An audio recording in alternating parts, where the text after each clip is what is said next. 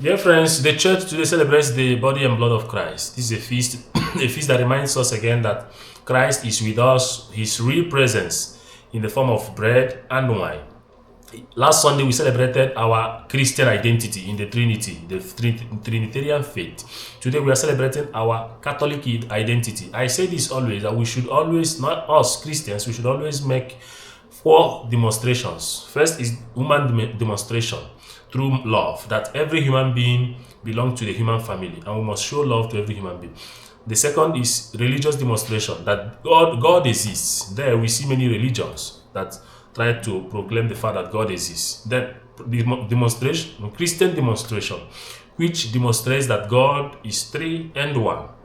In the Trinity, which is the foundation of our faith, we see this demonstration, this Christian demonstration. But the last is Catholic demonstration. We must demonstrate the fact that we are Catholic. And the feast we celebrate today falls into this Catholic demonstration, where we demonstrate our concept, our own idea, demonstrate to the world the fact that Christ is present with us. This is the feast. This is already enshrined in the command Christ gave us. Do this in memory of me, when he instituted the Holy Eucharist.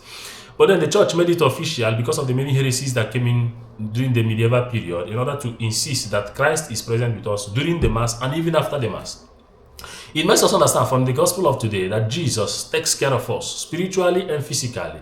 That is what we see in the mission of the church, and that is also what we see during the Mass.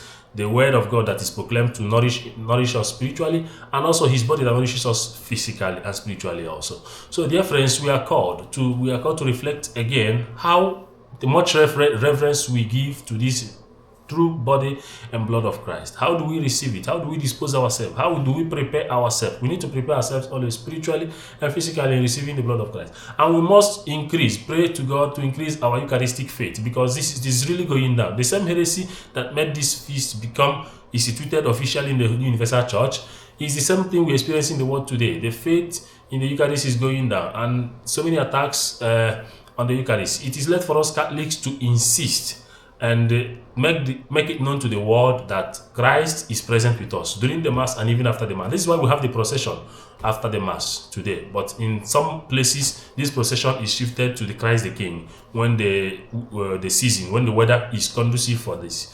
So, dear friends, let us continue to pray that God may increase our faith and help us to continue without fear to proclaim this presence of Christ with us in the Mass, in his body and blood, through the representations of bread and wine.